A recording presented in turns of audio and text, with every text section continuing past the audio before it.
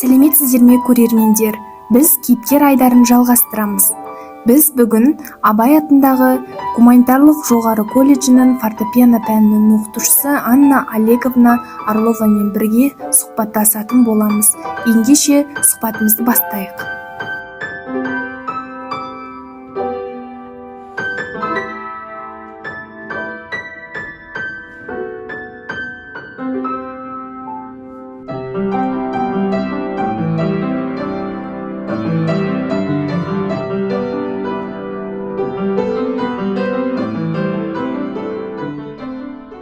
Сәлеметсіз бе, Анна ханым? Қал жағдайыңыз қалай? Сәлеметсіз бе, Мөлдір ханым? Менде бәрі жақсы, рахмет. Сіздеші?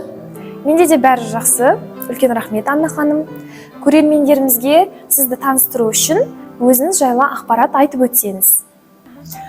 Менің аты жөні Орлова Анна Олеговна. Мен Тараз қаласында туып өстім.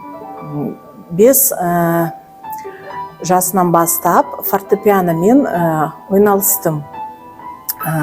Музыкалық училищесі, содан кейін институтты бітірдім.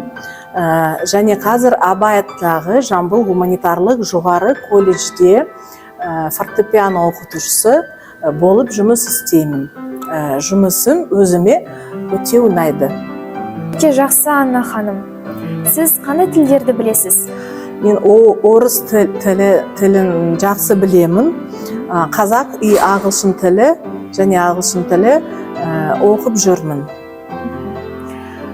Сіздің сүйікті сөзіңіз қандай?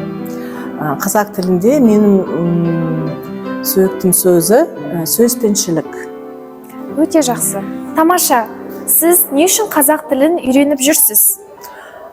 Қазақ тілін үйреніп жүрген себебім менің туған жерім Қазақстан.